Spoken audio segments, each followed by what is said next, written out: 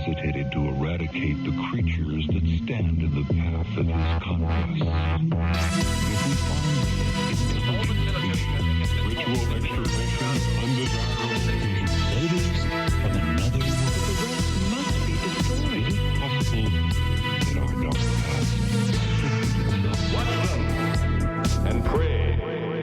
Greetings, ladies, gentlemen, government agents, survivors still coping after Thanos' snap, and anybody who might be listening. This is Close Encounters of the Podcast Kind.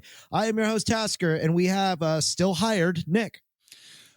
Yeah, I've been meaning to ask you about that. Is there like an HR representative or somebody I can talk to? Why am I still here? I thought I was leaving the podcast. Well, yeah, your attempted departure to what was it, to follow your dream of exploiting the Dewey Decimal System as a librarian? Am I correct? Yeah, I want to be a librarian. Yeah, that's not going to happen, dude. You signed your life away.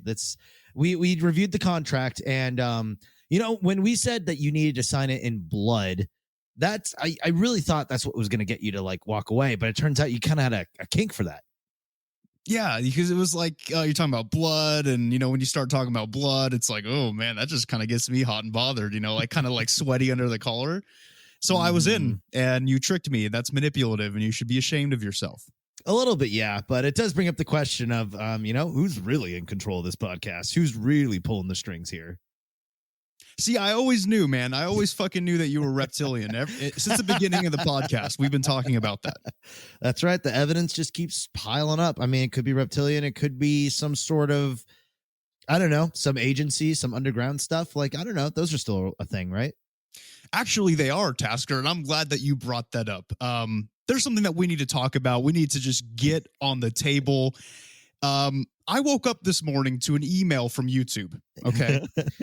One of our videos, aka episodes, got taken down on YouTube, and, they were pretty vague about it. I didn't get an exact reason as to why, but it looked like, from what I could tell, it was because of cyberbullying. Okay.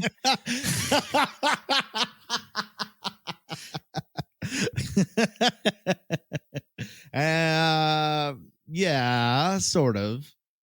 And now here's the thing is guys, we say a lot of stuff on this podcast, okay?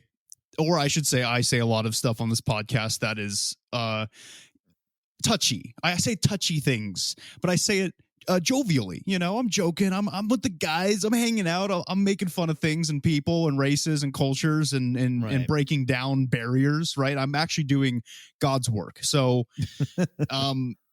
now here's the interesting thing, though, is the episode that got taken down is episode 51, Bill and Hillary Clinton Part 2, The Agenda.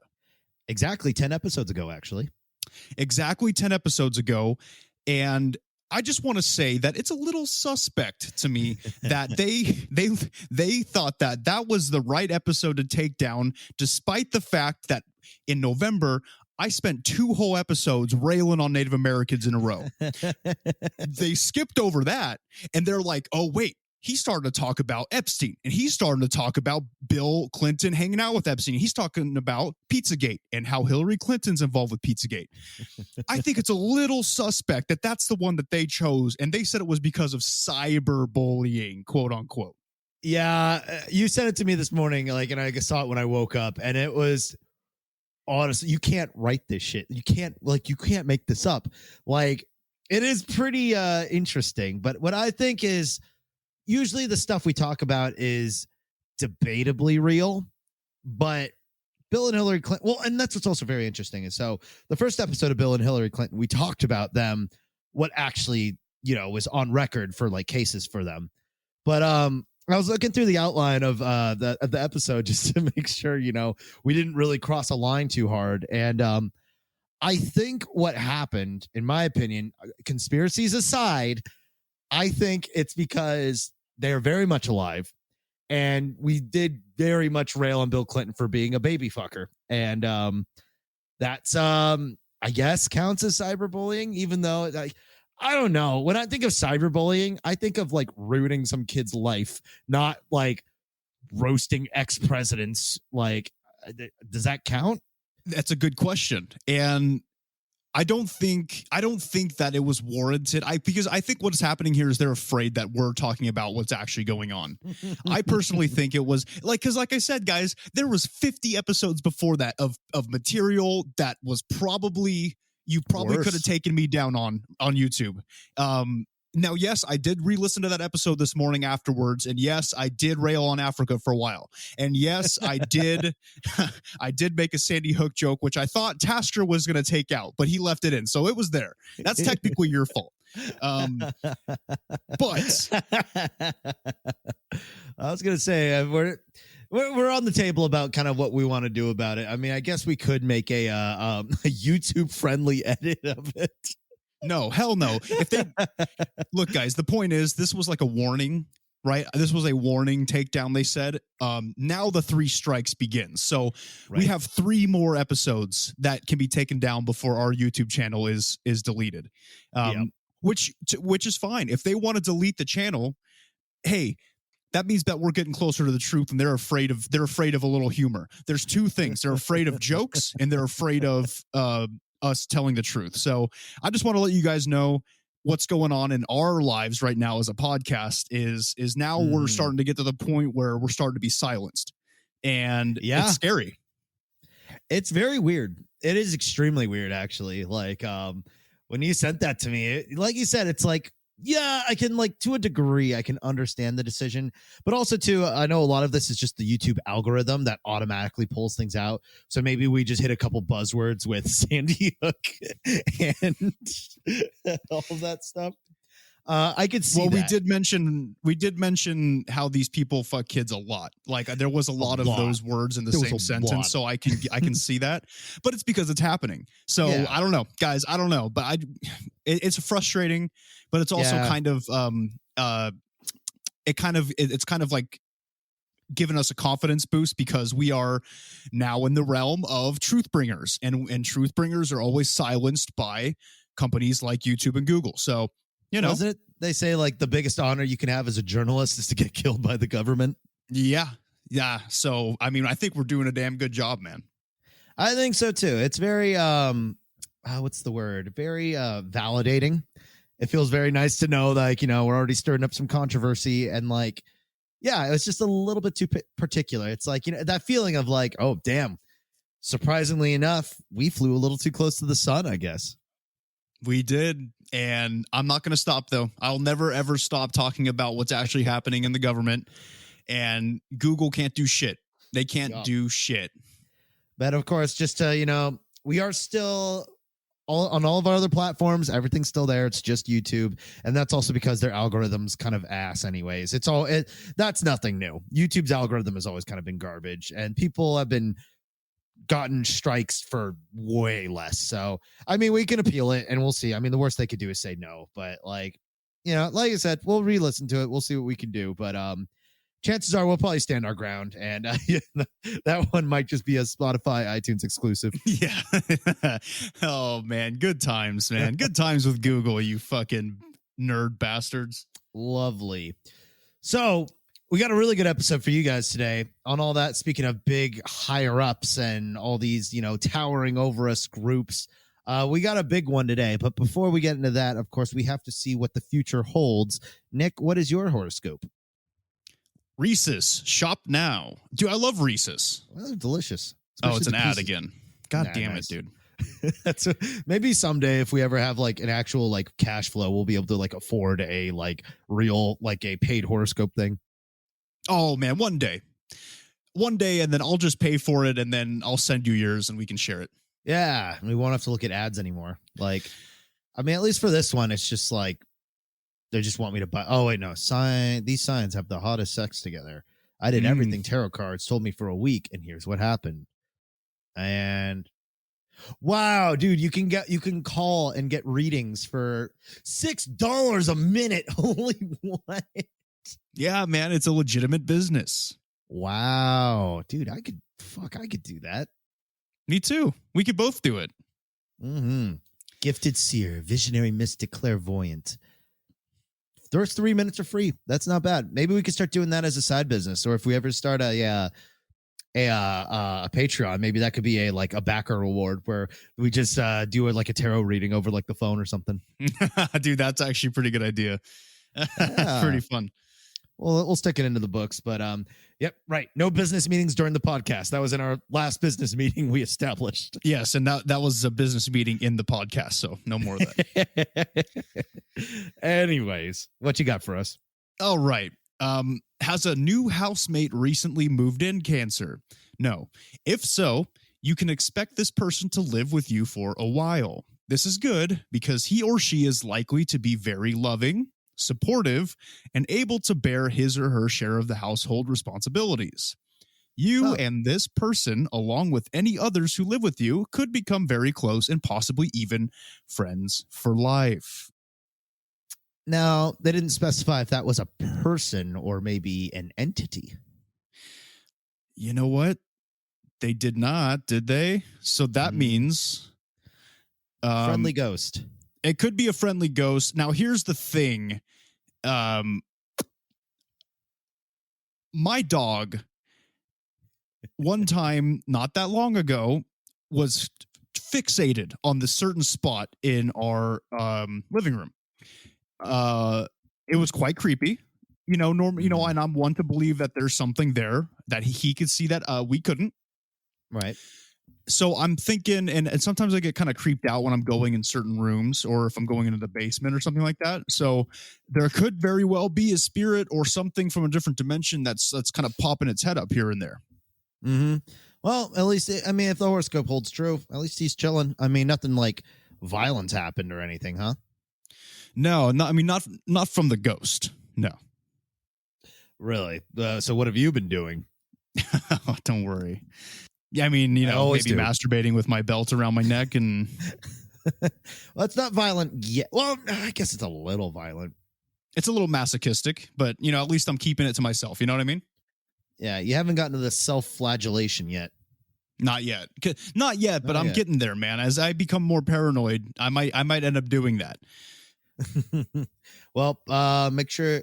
Hey, you should record. Dude, you should just be a flagellation cam girl. That's more money. Damn, everything we bring up on this podcast is just getting me closer and closer to starting an OnlyFans. It'll be interesting because I know you'd probably push that bar, and I feel like you'd probably get at least 2 warnings before you finally reach that good middle ground of like just weird enough to be like, not like super brand risky. I like to push the envelope. I've noticed. So my stars today looking all right. Sex is a 4 out of 5. Wow. Vibe is a 3 out of 5, which is aight. Hustle is a 4 out of 5, and success is a 3 out of 5. So I'm kind of straight across the board. Yeah, not bad. Good, easy, simple day recording, huh?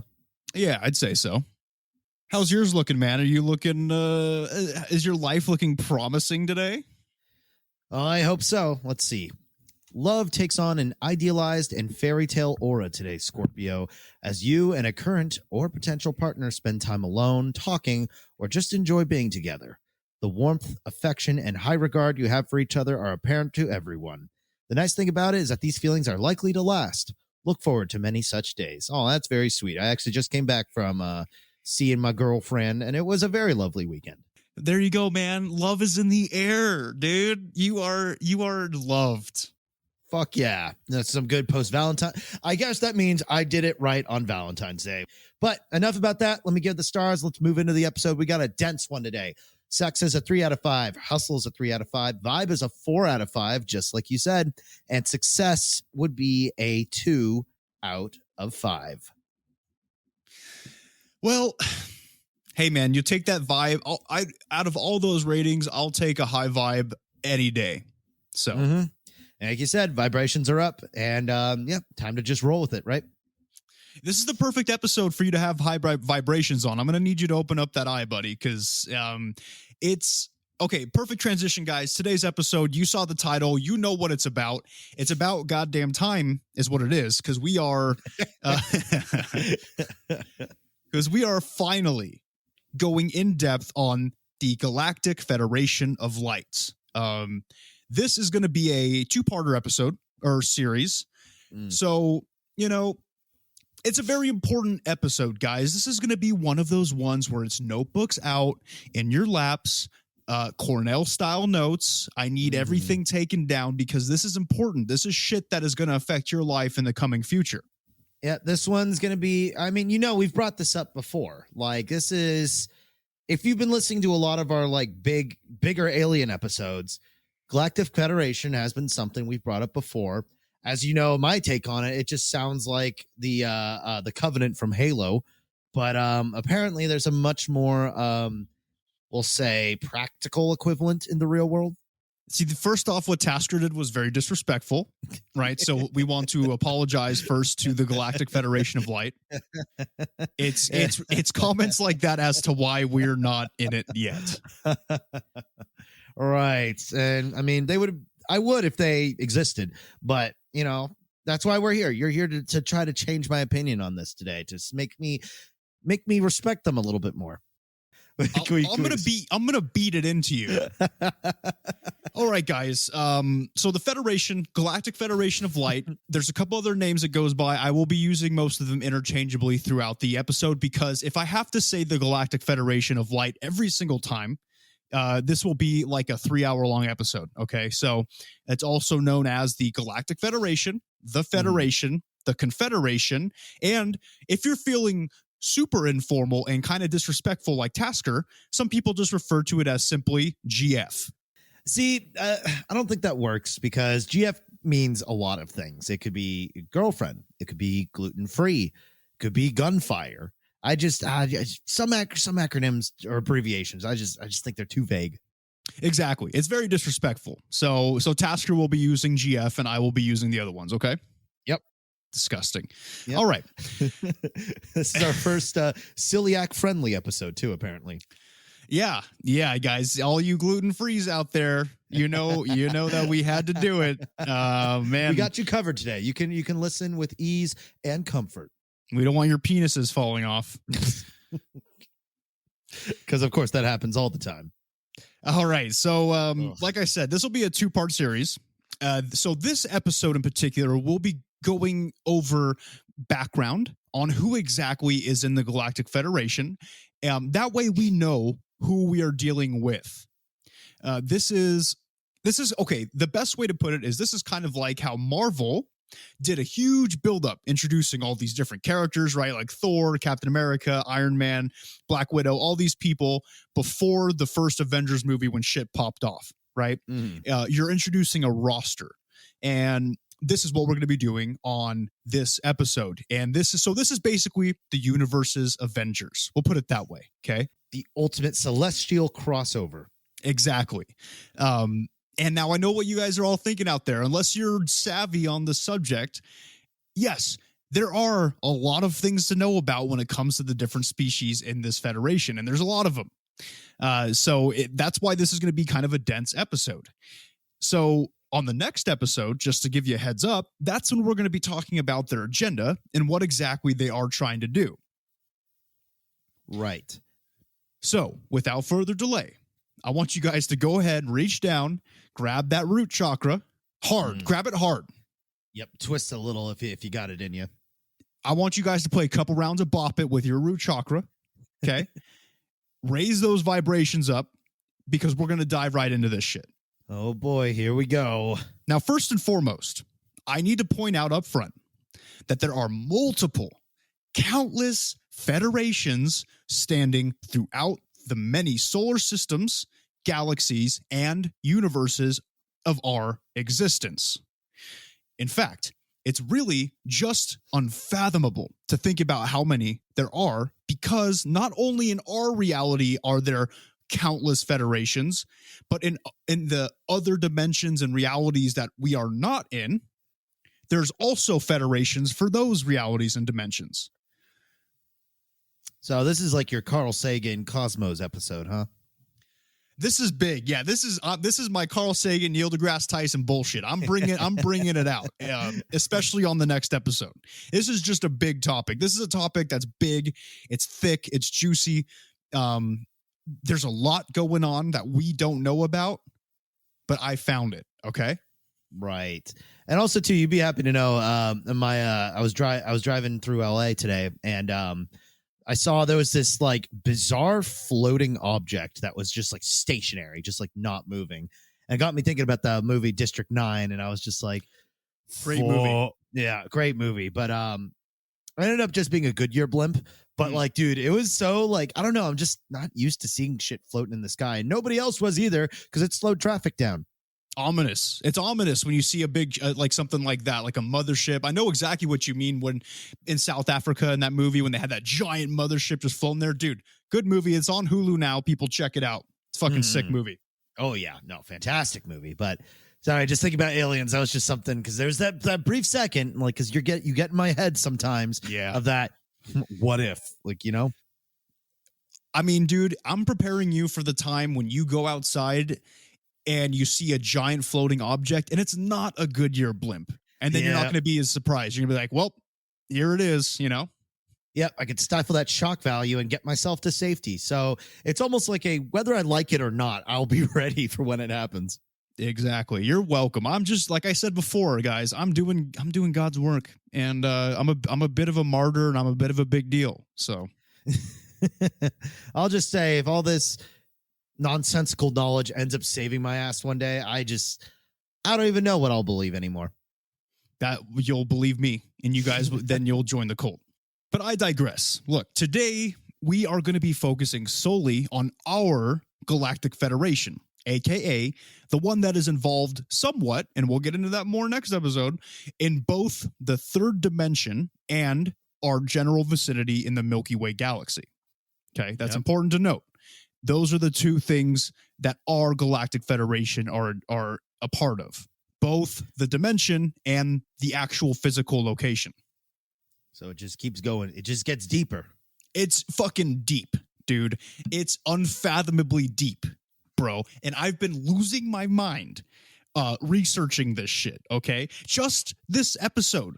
It's been fucking driving me nuts, dude. I don't know what to believe anymore.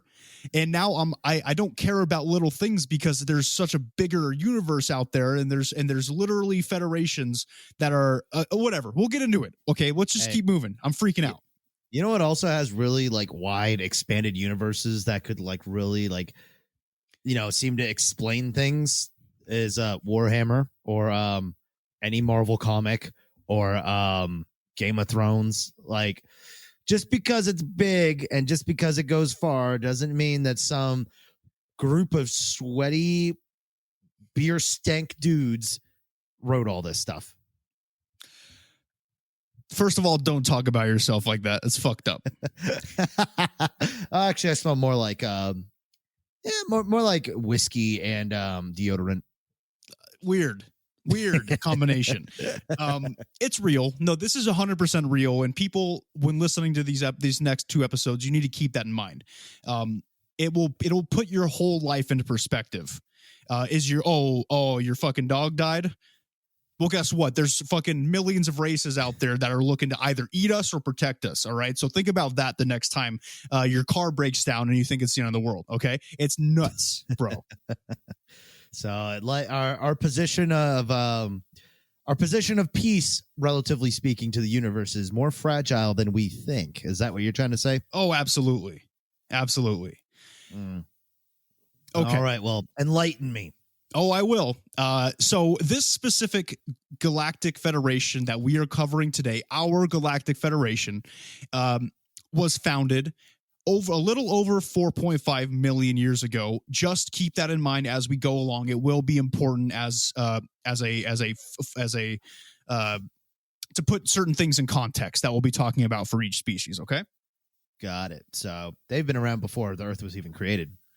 Oh, body. Look, man, the Earth's only about 3,000 years old, pal. So, you know. Right. I think it's been around longer than that. Okay, 6,000, I think, is the right number. I'm sorry. How old is the planet Earth? And then type in according to Christians. According. I think they say it's like 6,000.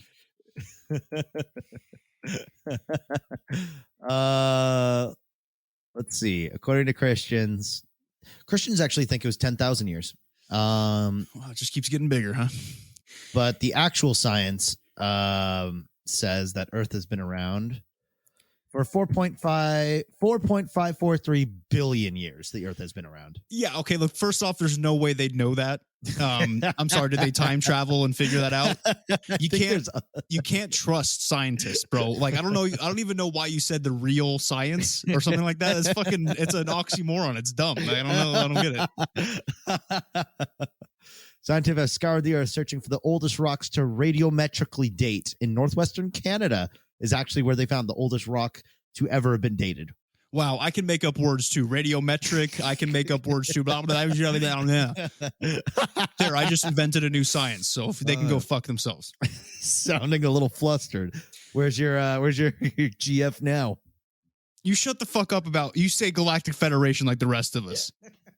You say it.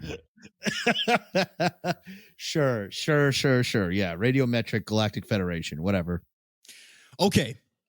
So, what is the Galactic Federation of Light? Like Tasker said, we've touched on it briefly in the past, but we need to dig deep and talk about who is involved and what their agenda is, which of course will be discussed on the next episode. So, let's talk about the different species so we have some understanding of what kinds of beings that we're dealing with here, because this is important, guys. Remember, notebooks out for this shit. This is basically like a lightning round intro to blank species series, okay? This is lightning round shit. You're going to be learning a lot about different extraterrestrial beings on this one, and I need you to take notes. Right. And of course, too, and I kind of guess it goes without saying, but like, for the ones that we've already done episodes for, like if you want more info, like we have full episodes on a couple of these, but not all of them. Only one of them. Everybody knows Tasker doesn't read the outline, but to be fair, I said it to him like 15 minutes before we recorded, so it's not his fault. Only one of these, which is the first one, so we can get it out of the way, we've mentioned before. The rest of them are going to be brand spanking fucking new to you guys, and this is where I need Cornell notes, okay? Right. And that being stated, there is definitely a high possibility of us doing full episodes on these races in the future. So if you found one that's particularly exciting to you, hey, let us know. We might do it even sooner. Exactly. And that leads us perfectly into the first and the most important of the Federation is the Pleiadians, of course. Mm-hmm. Yep. A good way to, sell a couple books. Good way to feel that peace and love and rock and roll. Peace, love, and jazz. All right. No more sex, drugs, and rock and roll. We need to start raising our vibrations. Peace, love, and jazz. All right. Coltrane. Peace, love, and Coltrane. Oh, yeah. You don't need drugs when life is just a constant half nut the entire time. Yeah. Yeah. All right. Remember, it's life is like jazz, dude. It's not about the notes and the nuts that you are hearing. It's the ones you aren't. And the nuts you're not having, okay? I think my favorite theory about jazz is, especially if you're a jazz guitarist, if you hit the wrong note, just bend it until it's the right note. Dude, jazz is hard and easy at the same time, isn't it? Super weird. It's a weird combination, dude.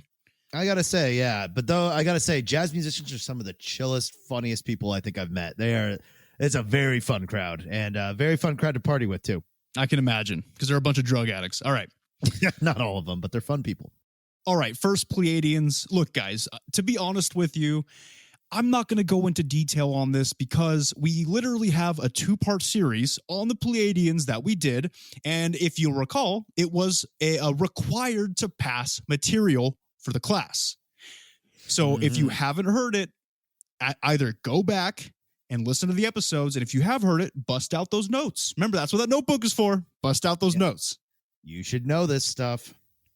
So, long story short, they're hotter versions of us, made of pure light from a much higher dimension, and they are beings of love and benevolence. Okay, that's the short Reader's Digest version for those who have either been living under a rock and don't know about the Pleiadians, or those of you who have not listened to our episode yet, which is weird. Is a weird order to do our episodes in, but to each their own. Okay, true. I feel like hentai animation studios are missing out on a huge treasure trove of material here. What? What are you talking about? Why are you bringing up hentai right now, man? Well, because I was going to say actual porn, but dude, then it would just be all CG and stuff. And I feel like that'd be really hard to get right. Whereas with the drawn medium, you could really get it right the first try. Are you talking about Pleiadians? Yeah. The fuck Beings is of wrong? light. Look, this is, again, I'm sure they don't appreciate that, buddy. What, fetishizing our saviors? Yeah. Yes, because, oh my God, dude. You know what? I had hope for you today, but your vibrations are just starting to plummet, dude. Getting all horny and shit. I'm talking about Pleiadians. The fuck, man? Hey, man, like I say, I am just I'm only a man. You've made that perfectly clear. Okay. Okay. About Pleiadians, the most important thing to note here is that they are thought to be the creators, the founders of our Galactic Federation. Okay. So that's why they're the most important ones. That's why they're the ones that everybody knows about. That's why they're the ones that a lot of people channel and contact, is because they are the creators of the Federation. Yep. They were there first. They did it. 4.5 million years ago, they created it. All right. Next up, we have the Andromedans. And now, everybody, now that we've gotten the one out of the way that we know about already, this is where it starts to get kind of dense. Okay. So, Andromedans, they hail from the constellation of Andromeda, which makes sense because I'm not a linguist, but come on, all right? Andromeda, Andromedans, look, come on. It's like when you call people from Hawaii, you know, fat islanders, right? It just makes sense. Is that from personal experience? Yes. Ouch. Yes. Yes. And you're not even fat though. They just do it just to like make you, just to put you in your place as a Pacific Islander. Because people who are cool and kind of Hawaiian, white people see that as threatening, right? They see that as, they're not as cool, right? Oh, where's your family lineage from? Oh, England, Oh, the queen, that bitch, yeah. But oh no, mine, dude, King Kamehameha fucking taking out bitches, and oh, it's awesome. All right, so whatever. Sure. Anyway, so they're from the constellation of Andromeda, and they joined the Galactic Federation 3.5 million years ago, about 10 million years into the Federation's existence. Mm-hmm. Now, as far as what they look like, they are humanoid and look fairly similar to humans. However, there are two types of Andromedans. The first is a Caucasian, and I put that in quotations because I'm pretty sure I said this in the last episode. I've never gotten that, and I still will not get it. But they're Caucasian, okay? Interesting. Kind of sketchy. Why? Well, we're calling them Caucasians. Like, really? Okay, they're whites. All right, they're white people. Is that what you want me to say? They're a bunch of crackers? Is that what you wanted me to say? I don't know. I'm just saying that's a strangely human sentiment to talk about an alien race that supposedly is beyond us. Okay, but you have to remember that we have to relate these beings into things that we can understand and things that we can conceive with our little brains, right? So the closest thing to their skin color basically is what we would call Caucasian people. Fine. Okay. All right. So that's the first version, right? The white ones. And they range from being pale skinned and blonde haired all the way to Mediterranean in nature. And I put that in quotations again, because they kind of look like Greek people, right? Olive skinned with darker features, eyes, dark hair, right? So there's two types of Andromedans, basically. Or I'm sorry, of the first type of Andromedans, there's two subsets that vary very differently on their skin color and hair color. I see. Okay. So, okay. All right. I follow. And now the second type is Asian in nature. Okay. So again, they have dark features like their hair and eyes, but their eyes are noticeably more almond shaped, like a gray's, but not exaggeratingly like a gray's eyes. But they're people who have seen them refer to them as looking Asian. So still pretty dang humanoid though. Very humanoid. There's a lot of humanoid aliens out there, but with differences that make them obviously not human. That's kind of an interesting idea of like races that tend to alien races that expand into being like, greater than their planet. That I guess it would kind of make sense that humanoid tends to be the the winner. Yeah. Oh, yeah. And, I mean, and that also brings up a whole question as to where did we come from? You know, there's multiple theories out there in the ufology community about where we came from. And one of those theories is that we were put here as some kind of hybrid by one of these beings that are humanoid, because if they've been around a lot longer than us. So if we came afterwards, one of them probably put us here, you know? Yeah. And it also brings up the question of, is the humanoid figure the most just biologically and environmentally adaptable? And that's why just being humanoid just puts you at a curious advantage over, say, something more monstrous or something more even the more alien, classically alien looking aliens do have a humanoid build. So maybe there's some sort of adaptability that comes with being bipedal and having opposable thumbs and just having that setup. Exactly. There's a universal gene or something, or a universal evolution going on here that gives most beings this shape. You have a higher chance of developing with this sort of humanoid shape is basically, I think, what they're kind of poking at. Yeah. So yeah, and we'll see that with almost pretty much all these beings. They are bipedal and they're human, kind of not humanoid. We'll get into it. It's crazy, bro. I'm fucking losing my mind here. Right on. So there are universal traits among both types of Andromedans, though, right? So between the more Caucasian version and the more Asian version, including they have thin, light pink lips. They have smaller ears than us that are lower on the head, closer to the neck. They have very delicate looking hands and feet with long fingers and toes, and they're longer than ours. They're kind of long and spindly. Okay. And they're just generally larger and taller than humans, getting upwards of 7 feet tall on average. Just an average height. Wow. So they're just a kind of stretched out version of us, huh? Yeah, basically just a stretched out version of us. And that's what kind of makes me think that we're hybrids with a smaller being in stature with perhaps the Andromedans. But that's just that's a theory to put on the back burner. Oh, yeah. Well, and to us, they seem stretched out. But to them, we seem squished. Exactly, man. Now you're opening up your perspective, bro. Now you're seeing things through their eyes, dude. Mm-hmm. Sure. I'm proud of you, bro. I've watched TV before. Okay. Also, and perhaps most important, the female Andromedans are supposedly dummy thick and have a very attractive energy around them, an attractive aura that kind of brings people in. Sure. So we can't forget to remind the people that there are some dummy thick alien cheeks out there to clap. Oh, there are. Trust me, man. There's a bunch. There's a whole bunch. Great. I'm glad it's almost as if it was written by some horny, lonely person. Or it's just the truth. We can all try to hope and believe it. All right. So why were the Andromedans allowed into the Federation? Well, of course, number one, they have high vibrations, much higher than ours. And this is the only time I will mention it for the rest of the episode, but that is just a common factor among all the species that we're going to talk about today. It's very obvious that all of the species we're going to talk about have higher vibrations than us. It's a given. Our vibrations are so low, we're almost ranking down there with reptilians. Okay.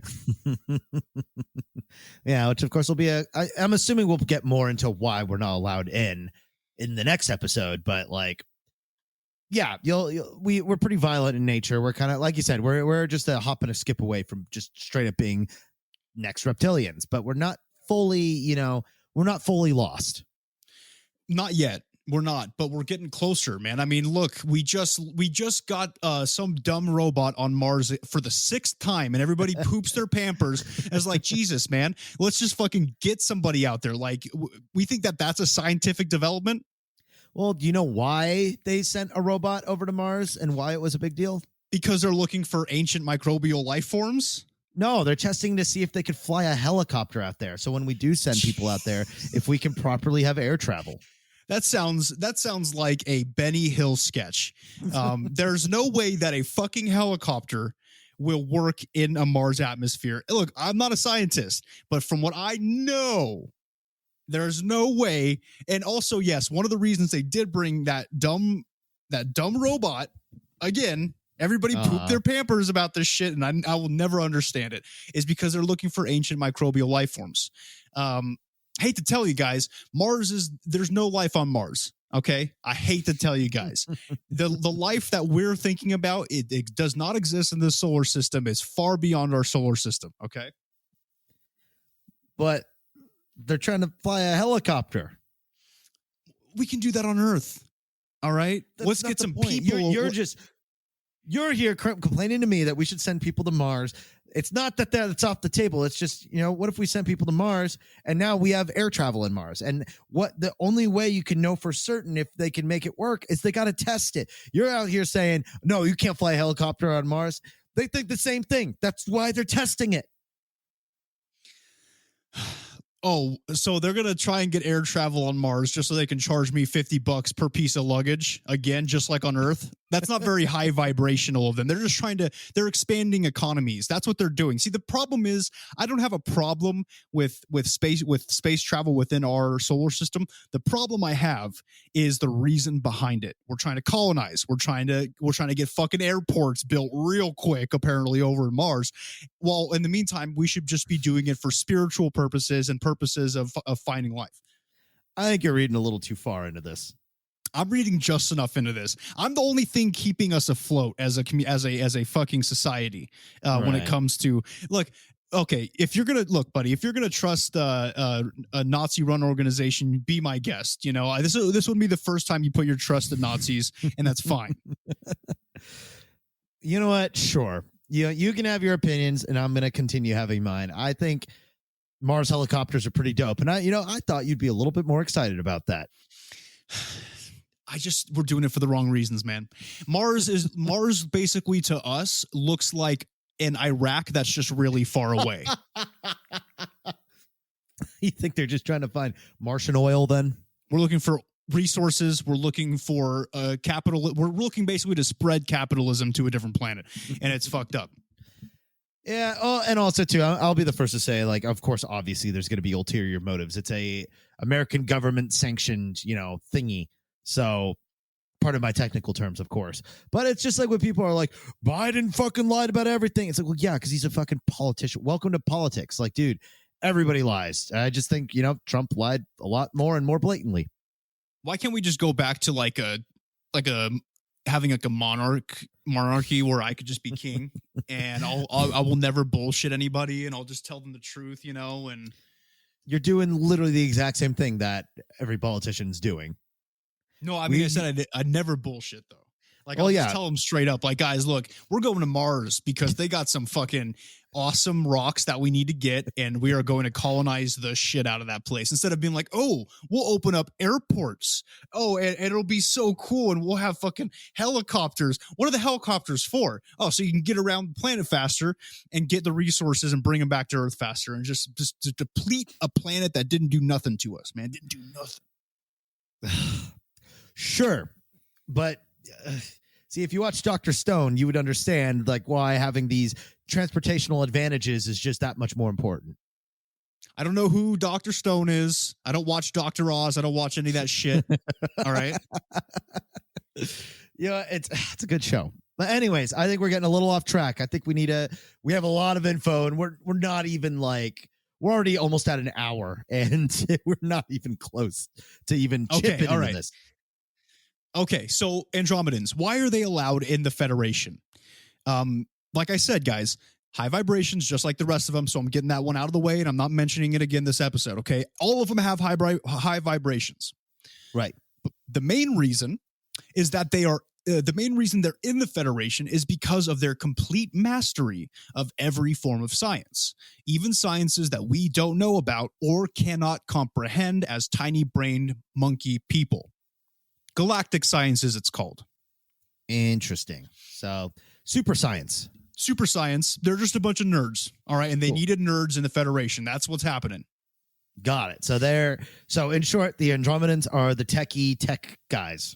Yes. They're the ones in R&D that nobody visits unless they need a cool gadget. Okay. Cool. It's like, what's the name of James Bond's gadget dude? He just goes by like a number, right? Q. A letter. Yeah. Okay, next species. Now, and they're all alphabetically ordered for your listening pleasure. You're welcome. they're not. Did I fuck that up? Well, Pleiadians would not be first. Yeah. And okay. This next one, Andromedans would have come after them. If no. we're strict alphabetical order. Okay, no, I put the Pleiadians first. No. I can't. Okay. Hold on. Sorry. No, I fucked it up because ANLMNOPQR. No, you're on it. It's just Pleiadians first, though. Look, the reason I put Pleiadians first was just to get it out of the way. That's the only one out of order. The rest are alphabetical, I promise. Okay, remember, I want to be a librarian. I have to do this due diligence.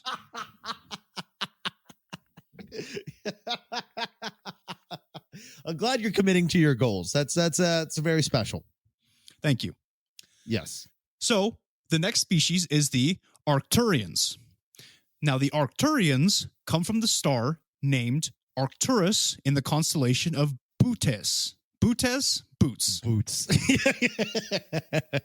Boots with 2 O's. It's like scary boots. Yes. Boots already has 2 O's. I'm fucking stupid. Oh my God. Okay, man. Look, you are just something special, aren't you? You're just a special ed program guy, aren't you? Hey, here's a question. Are you still hooked on phonics? I don't believe I am. We should get back. You should get hooked on that again. Just like those 1-800 TV ads told me to. All right. So the Arcturians joined the Federation about 3.75 million years ago. So just a little under 10 million years into its inception. What do the Arcturians look like? Well, here's a special announcement for all you MLP fans out there. Boner alert, because guess what? Arcturians are essentially horse-like humanoid beings. So what I want you to do, what's your question? I'm dying to know what your question is. So I'm weird for suggesting a Pleiadian anime porn, and you're the one making My Little Pony boner alert references. Because you were serious. You were seriously considering making Rule 34 of Pleiadians. I'm joking and making fun of a group of people who think that ponies are magical. Sure. It's just a joke, bro.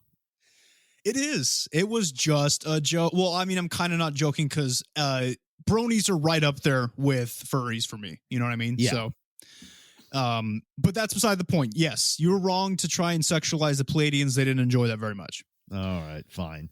They told me. I bet they did. So what I want you guys to picture is a massive anthropomorphic horse being, right? It's got short, shimmering hair that ranges in color anywhere from, brown to black to white to spotted, just like actual horses. A horse-like head, though perhaps not as long as an actual horse's head, right? If you look from the profile, it's not nearly as long. And they have a mane, right, that runs from the base of their head down to the bottom of their necks. And they also have a tail. However, their tail is much thinner and shorter than a horse's tail.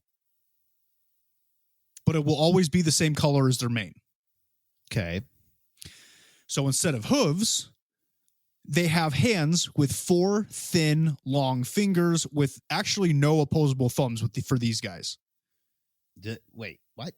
There's no, they have 4 thin, long fingers, but they don't have a thumb. Yeah, that's really weird. It's weird. And it also sounds super inconvenient. Yes. And the Arcturians are generally very muscular as well as very tall.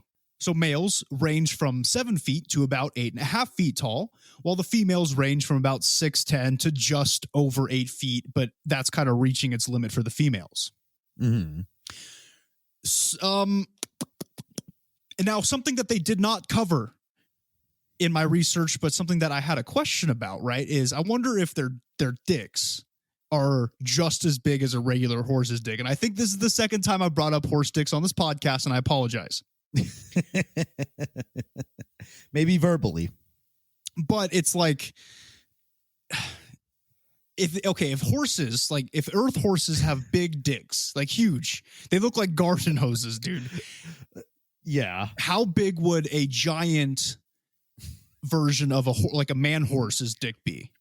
we're not doing our job as researchers and theorists unless we ask the real questions. How big are the cocks? Probably real big, but I bet you, but I bet you that they have just like the horse. You know how the horse has it like tucked in, kind of like it goes like up inside it somehow, and then when it gets aroused, it comes out and it looks like a pink snake, right? So I wonder if it's like the same thing. Very possibly so. So of course, if we got to full send this, like Pleiadians, dick size, like you think do they even have them? Oh, Pleiadians? Yeah. I can't touch that, man. Pleiadians are too respectful. I can't remember. We can't be R34ing Pleiadians, dude. I know you're just trying to get tips for your fucking hentai. I know what you're doing. You're using me as a free consultant. You're not even gonna pay me for this shit, dude. I'm not saying it. Okay. Well, in the spirit of fairness, Andromedans, how big's the cock? Well, not to generalize, but I'd imagine the Asian version has a slightly smaller dick. Well, I mean, yeah, especially compared to horse dicks, yeah. But like, okay, so Andromedans are more close to what we would consider to be normal dick size, right? I would say so. I would totally, but I bet you they're still like James Dean size. You know what I mean? I see. All right. So I'm glad we could start this new segment of cool, but how big's the cock? That's a real question, right? Sorry, whether you guys like it or not, that's I'm making that into a segment. I'm cementing that. I like it. I gotta write that down before I forget it. So what makes these bronies so important and special enough to let them into the Federation, right? What makes these horse people so great?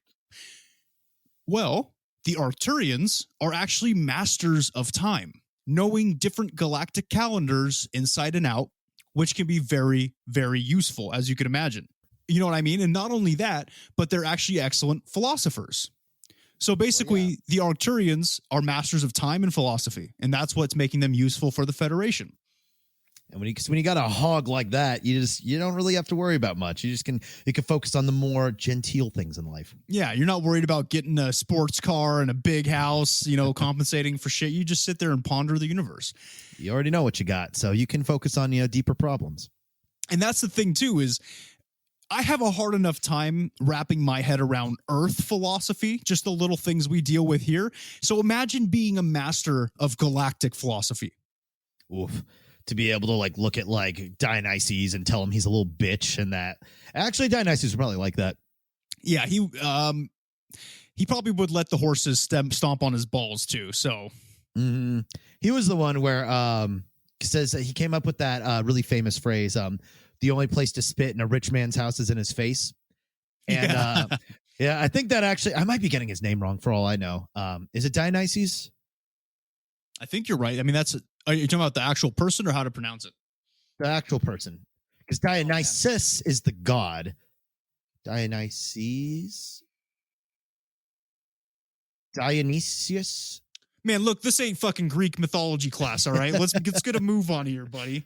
Fine. We're talking about real stuff. Sure. Real stuff, of course. My bad. But I think you're right. I think you're right with Dionysus. Yeah, where he whatever the fuck his name was, but yeah, he was invited to a rich person's house, and the rich person's like, well, but just letting you know, you're not allowed to spit in here. So he said, okay, and he spat in his face. My man. Oh, jeez. So let's go to the next species. Next up, we have the Bellatricians. So these guys are actually quite new to the Federation, joining only around 5 years ago, 5 Earth years. Wow. So that's very 2016 of them. Yes. Good for them, man. Good for them. Making their way. See, there's hope. They're still recruiting people. That's the important thing to pick up from this, is they're still recruiting them once they're ready. Cool. So there's hope. There is always hope. So these guys, the Bellatricians, come from an unnamed star system, but we do know where this star system is located. It is the brightest star in the constellation of Orion, to the right of it, and just above the belt of Orion. Cool. So what do the Bellatricians look like? Well, let me just say that they are one of my favorite looking species that we're going to talk about. So dummy thick. Unfortunately, no. Well, that's surprising, but all right. But they are what we in the ufology community refer to as dinoid or reptoid. Okay. Now, some of you out there might be thinking that they are reptilians then, right? Well, you're wrong, right? You're fucking wrong. And you've actually never been more wrong in anything you've ever thought in your life. And you should be ashamed that you even rose your hand in my classroom. In fact, one could say it's a little racist of you to assume that. It's extremely racist. It's like when you see a Vietnamese person, you're like, hey, look at that person from Laos, right? Who has ever said that ever? I don't know. They kind of look the same, though. Wow, way to get another episode of ours taken off of YouTube. I hope you're proud of yourself. That is cyberbullying. Whatever, man. Look, if they really want me to cyberbully somebody, call the cyberbullies. All right, do something about it. Oh man, I'm sure they will do it with haste. Okay, so no, I'm just fucking with you guys. I can see why you made that jump in logic as to reptoids looking like reptilians. It's a very similar sounding name. They are anthropomorphic reptiles, just like the reptilians and Dracos. But the distinction between them and reptilians is that reptilians resemble dragons and or serpents, while the dinoids and reptoids are actually more dinosaur and crocodilian in nature.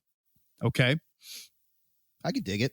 Crocodile alien monsters. Hell yeah. And they're awesome, dude. They're awesome. So they have large crests on the upper region of their heads. They have scaly skin. They're kind of thin. Right. So when you think reptilians are these jacked assholes, but these guys are kind of thin and bony. They have thick crocodilian tails that only go down to about their feet, right? They have holes for ears. And they can be seen in various colors, right? So we have green, yellow, brown, red, and sometimes even white, albino-like ones, just like the reptilians. But the features and their stature is what makes them distinct from reptilians. Cool. And something also to point out here, guys, is we're going to be talking about a couple different reptoid species today, and basically, it kind of gives us hope that not all... So if you get abducted and it's by a reptilian or some kind of reptile-like being, be sure what you're being abducted by, because it might not be a reptilian. You might not be in any danger. It could be one of these guys. And if they, don't have wings, and if they have like a crest on their head, and if they're kind of like skinny and are not like super jacked and intimidating looking, then you're probably okay. If they don't look like a final boss of sorts, it's probably not reptilians. Exactly. And they're not nearly as tall as reptilians too. You totally know. So what is special about these reptoids? Well, they are fantastic diplomats and natural born leaders. And these two traits can be very, very beneficial to a galactic federation, as you could imagine. And one could argue that reptilians are great leaders as well. But they're kind of great leaders, just like Kim Jong-un or Stalin were great leaders, right? Like they led their people, but at what cost? You know what I mean? And they're dicks. But Bellatricians, on the other hand, are benevolent beings and use their leadership skills for good, like Captain Picard. Mm-hmm. Very charismatic crocodiles. Yes, very charismatic, fun-loving, and joyful crocodiles / dinosaurs. They're cool. They're groovy dudes. Right. Despite their disposition of looking like reptilians, they're chill guys. Exactly. And speaking of which, I gotta say, it must suck to physically resemble a reptilian so closely because of how reptilians are and how they're perceived, right, throughout the universe, especially to humans who don't have as much experience seeing these beings. They probably look just the same, and you'd freak out, right? But then out in the universe, I'm sure they're more aware of the different species and they interact with each other all the time. But it must suck being like, it's kind of like that episode of It's Always Sunny where Dennis looks like a pedophile that's on the loose. It must suck looking like that, like a reptilian, because then you get blamed for stuff and people accuse you of shit. You know, it must be a tough life as a reptoid. I can imagine they're extremely humble though. Yeah, they're chill, man. That's why they're in the Federation. Great. Let's move on to the Centurions. So these guys joined up with the Galactic Federation for Federation. Solid. These guys joined up with the Galactic Federation just over 1 million years ago. So on a galactic scale, they're pretty new to the Federation. And the Centurions come from the constellation of Centaurus, specifically the triple star system named Alpha Centauri, one that we've all heard of, and now you know who comes from it. Sure. From this point on, when discussing how these beings look, it's going to get a little convoluted. All right. Because wait, sorry. Before we move on, I forgot my new segment. Before we move on completely from the reptoids. Yeah, Bellatricians. Yeah. The new segment. Cool. How big is their cock? I imagine quite small. I don't think that dinosaurs had big wieners. Yeah. You know, I don't even know if they existed at all. So that's something too. Up for debate. Cool. Interesting. Well, but I'm going to guess small, and I'm going to guess that they house them inside just like the reptilians do. I see. Okay. So similar, but like we said, they're a humble species. You know, they know what they got. They know what they're rocking.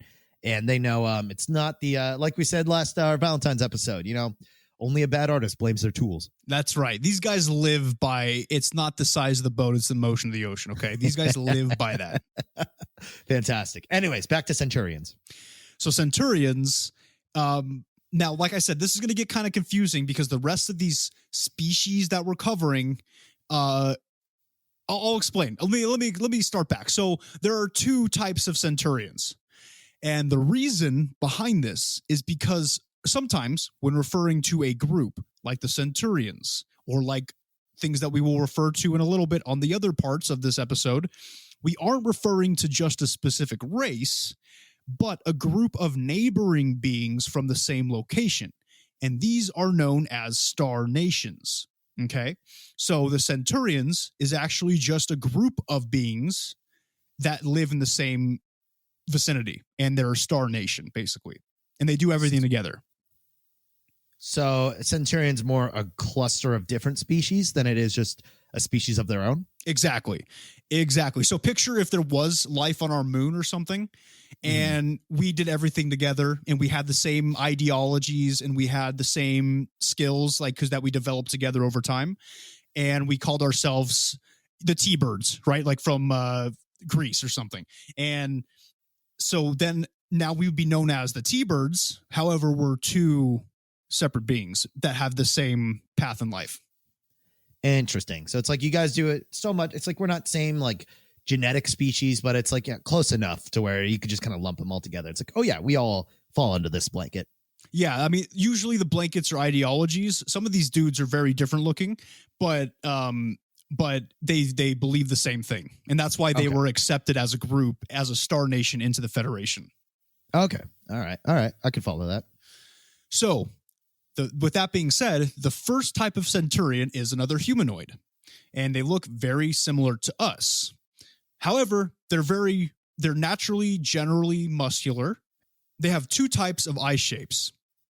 One is, again, Asian in nature, so slightly slanted, and the other types are rounded and a little bit bigger, and they can range in color just like ours. However, they can have black eyes as well. It's just a crapshoot. It's just genetics. So, like, for them, having black eyes is just as normal as seeing somebody here with, you know, brown or green eyes.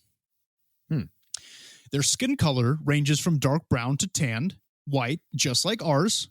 And finally, the males can be anywhere between 6 to 8 feet tall, and the females can be anywhere between 5.5 to 7 feet tall. So they're still very big people. So far, most of these are just giant people.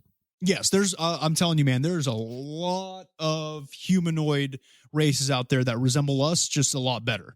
And because they've had much more time to evolve and, you know, because they're very old species, these guys, a lot of these guys. Got it. They'd be very popular on Tinder. Oh, yeah. Yeah, and they'd still put it a couple inches taller, those fuckers. Everybody does. All right. Now, the second type of Centurion is actually another reptoid, and they're pretty similar to the Bellatricians that we just talked about. This version of the Centurions looks similar to the Bellatricians. They're dinosaur in nature, scaly, all that jazz. However, there are two major differences.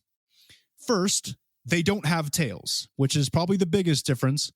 And second, they don't have the large bony crests on their heads.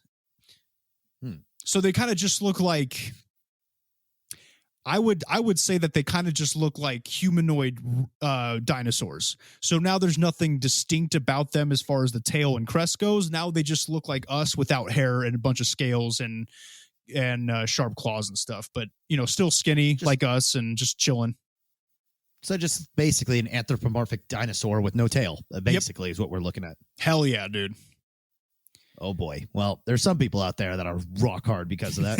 Yes, there are, dude. And they're already making fan art. I can smell it. Mm-hmm. And for those people, I say, well, Nick, cool, but how big is their cock? The humanoids, I would say, have pretty average sized dicks. The first type of Centurions. However, again, I'm going to have to unfortunately say the reptoids probably have either small or or dicks that are hidden inside of their bodies. Got it. Okay, I'm seeing a trend here. Yes, there's definitely a trend. Man, there's one later that's going to blow your mind, man, though, if you're going to ask that question. It's great. I got it in the holster. All right, and finally, let's talk about the Centurions as a group again. Now, as far as their special abilities go that allowed them into the Federation, they are great strategists in defense. I don't want to say warfare because they're peaceful people just like everybody in the Federation, but defending themselves and defending other dimensions and places, they're very good strategists. And they're good strategists as well in coming to agreements during negotiations with other species, which makes them great diplomats. So two very useful things to have for your Federation. I mean, yeah, that makes sense. It's just that sort of, even if you're a creature of peace, then if you have any sort of know-how of how everything works, is that, you could be peaceful, but if you can't fight back against the inevitable violence of other species or other people of your kind, you're going to die. And what good can you do for the world, for universal peace, when you're dead? Exactly. Just like that old saying, Tasker, it's old but gold. The best offense is a good defense. True. Very, very true. All right. Now, on to the next one. We are now going to be talking about, and this is going to be a tough one for me to say, the Fomalhautans. When I first saw it, I just read it as like formaldehyde. That's weird. That's weird. It doesn't end anything like that, but I like your spunk. Yeah, thank you. I think it's just mild dyslexia, but well, yeah, we'll see. That's all right, man. Remember, Hooked on Phonics, you can still buy it. You can still buy it. I can bounce back just in time by the end of this episode, hopefully. All right, so the Fomalhautans are also very new to the Federation, joining at the same time as the Bellatricians, which was about 5 years ago. They come from the brightest star in the constellation of Pisces Austrinus. So again, this is another star nation consisting of two species, which I'll be covering. Mm-hmm. The first species is one that resembles the Nordics, right? So I don't think we've ever done an episode on the Nordics, but we know about them. They're what they sound like, tall, muscular, blonde, fair-skinned, blue or green eyes, usually blue. They're like Hitler's wet dream, okay? So hold on. Yeah. And not because of the Hitler thing, but are you sure this is actually a thing, or are we just reading about the Skyrim races? We have these like reptile-looking ones. We have the Nords now. We have the regular human like Redguard. Look at this. Sounds like this is just Skyrim. First off, what came first? Millions and millions year old species or Elder Scrolls 5? I don't know, man. Seeing a lot of parallels here. Dude, Nordics have been around for a long time, man. I know what you're saying, but you're starting to close your third eye and you're kind of opening up your gamer eyes right now. I need you to do the opposite. I don't know, because at first I was like, oh, this sounds like just like the Covenant, but now I'm like, I don't know. Sounds like which actually, by the way, Elder Scrolls 6. What the hell? Why isn't it out yet? I have a prediction. It's gonna eventually come out in the next 5 years. Yes. And it's gonna be shit because Bethesda's lost their way, and they have for a while now. This is true. And then they're going to, so it's basically going to be like Cyberpunk 2077, where it comes out in a state where it should not have come out.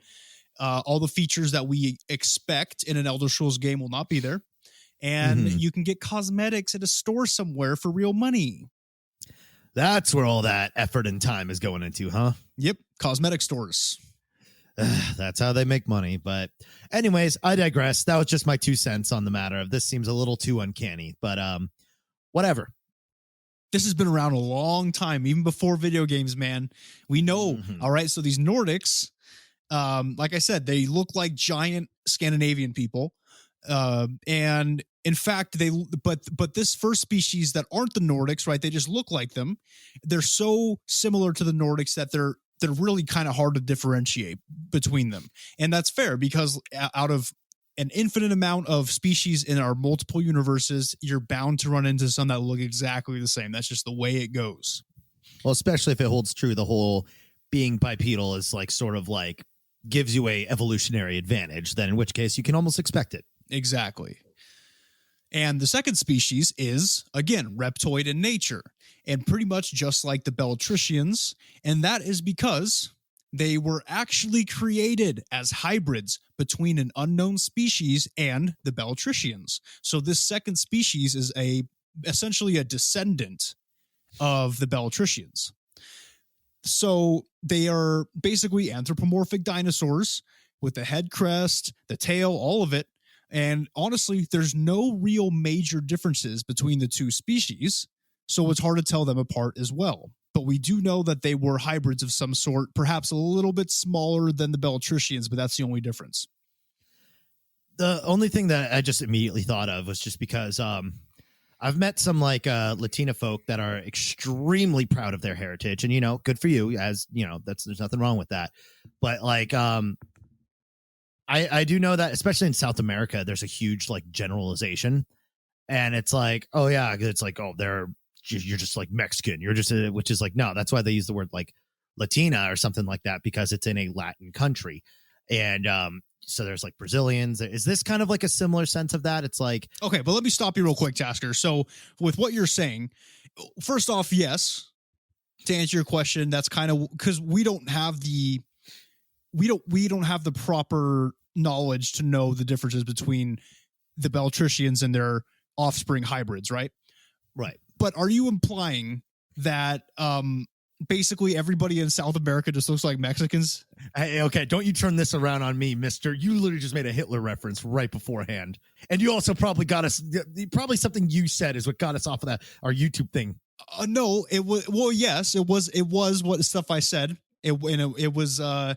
It was probably just the truth. I don't think it was I don't think it was talking about how Africa just talks and clicks and Sandy Hook. I don't think it was those two things. I think it was the fact that we were making real connections in politics. Well, I'll say if this episode gets taken down too, we know that they're looking for buzzwords because we aren't talking about those things specifically, but we brought them up. So I'm just saying. But anyways, enough of testing algorithms. Yes, we don't need another video taken down. Yes. All right. So those are the two species, right? There's a lot of reptoids, a lot of humanoids, a lot of reptoids in the universes. So the Fomalhautans were asked to join the Galactic Federation because of their contributions to galactic sciences and their mastery of it. So again, it's just a bunch of nerds like the Andromedans. Got it. Well, that's super cool, but how big are their cocks? Okay. The Nordics, or I'm sorry, not the Nordics specifically, but the ones that look like Nordics, the humanoids. Yeah. Massive, right? They probably have some honkers down there. Right. Probably looks like a beef Wellington, right? Wow. Good image. Unfortunately, the reptoids, again, small to non-existent. Man. So we could probably just assume that from now on, huh? If it's a reptilian, reptoid looking, whatever, Probably just, dick pockets. Dick pockets, man. Dick pockets all the way. Got it. Interesting. Next up is, now these are some of my favorites. Okay. Next up is the Minticons. These guys are fucking dope. Okay. So, they're also very new to the Galactic Federation, joining 5 years ago.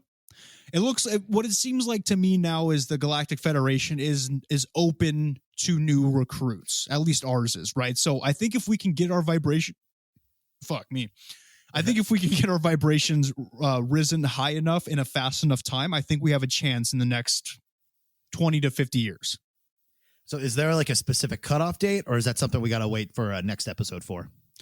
You know what? We don't have to wait. There's no cutoff date. It's kind of whenever the Federation decides a place is ready. And it seems to me like they just found that these three that we've been talking about that just joined were ready at the right time, and they all kind of joined at the same time. So like if you're an asset, you're in basically. Yeah, and that they're monitoring that shit all the time. Got it. So I think we have a pretty good shot if we can raise it pretty quick. It looks like they're on like a nice like lightning round of fucking getting people in. So it's a good hot time for it. That's right, people. So do your meditations, stop showering, drink your lemon juice. Let's get this shit done. I'm trying to get in the Federation, man. I'm tired of being on Earth. It's fucking dumb. It does get old from time to time. All right, so the I cannot say this name, dude. These names Minticons? are Minticons. Thank you. Yes, Minticons. Beautiful, Tasker. Beautiful. Mwah. Maybe I should get hooked on phonics. I think we both just need to repeat elementary school again. Yeah, dude. It's been a while. Learn our manners and shit. Oh man, I had to take etiquette school when I was in elementary school. Oh, where you had to do the forks and spoons and the order, and you had to learn how to dance and to the waltz. Yeah, I had to do all that stuff, dude. Now look at me. I'm a nice young man. I'm a real Southern gentleman. So true. Which is actually, and I know you're saying this in joke, but like no, like when you really want to be, you can really like turn into like a really cleaned up, like gentlemanly Mr. High Class, rolling like he runs the place kind of deal. Yes, quite. It's terrifying. What a beautiful party you have here. Have you heard my podcast, Little Close Encounters of the Podcast Kind? They hit play. It's like, Hitler babies are all across the nation. How big is their cock? Well, how I don't big know. is their cock? We're asking an only important question. All right. So the Minticons, they come from one of the three bright stars in the belt of Orion. We don't know exactly which one, but it's one of the three main stars. So physical appearance on these guys is pretty fucking sick. And this is the first mention of an amphiboid species. Ooh. Basically, human-like amphibians. It's dope. Okay. So they're essentially bipedal beings that resemble what we know on Earth as frogs or toads. They have smooth, hairless skin, and the skin color ranges from brown to green, with bright colors mixed in like red, orange, blue, yellow, and lime green, much like the poisonous frogs on Earth. However, I'm not sure if they are poisonous or not, but I mean, if evolution is fairly universal, it leads me to believe that these guys are somewhat dangerous if you touch their skin. They have large, colorful eyes. Some eye colors have been noted to be red, orange, and lime green. So you would think if as a frog person, as a frog humanoid, you would think just to have like black eyes, but they have they're very colorful beings, which is pretty cool. They have frog-like heads and even have massive frog-like mouths. So when they open their mouth, it's just wide. There's no teeth. And it's just kind of like, just big. Perfect for sucking on this big dick, Yeah. While we're on it, since they got the big mouths, do they have the cacks to follow suit? See, that's a tough one, man. That's a real tough one with these amphiboids. You know what I mean? Well, and also too, and something to note is that I know with mammals, they tend to be the ones with the biggest like dick to body ratio. So I would assume if they were like really lucky, maybe just slightly below average. Slightly below average, but honestly, probably better than the reptoids. They're probably better off than them. I could see that. I could see that. So, hey, always be thankful for something, right? Because it could be worse. Yep. Ain't that, what was it? There was that frame of thought that there's somebody out there who's actually at one point in time was the most like just the shittiest person on the planet. It might not have been for a while, but there's somebody out there who is. Exactly. So things could always be worse off, guys. Just remember that. Remember these frog human wieners, and then remember that things could be worse, okay? Hell yeah. So another interesting point here is that the amphiboids do not have necks, right? So the top of their body seems kind of stout, especially given the fact that they're generally very muscular. So they're kind of like these stout beings, like these stout like frog dudes running around with no neck. You know, it's kind of comical. Isn't there something from Mass Effect that kind of looks like that? I've never played Mass Effect. Neither have I. I just saw it from like the trailers. They're like these big, like kind of frog-like things. I don't know. Hey, it's a universal thought, man. And I have a theory as to why a lot of these beings look like different animals and stuff that we've seen on Earth is because either these animals were created and put on Earth with us to look like their creators, or the beings that we know of on Earth, like the frogs and the horses and stuff, have actually been around for millions and millions of years, billions of years almost, on other planets, evolved into these beings, and then somehow found their way on Earth, and they just multiplied. Yeah, I don't know if I buy that. I think it's just because we're basing these aliens off of things that exist on Earth. A little bit of a coinky-dink, huh? No, man, I don't think so. I think that there's some galactic evolution happening here. Sure.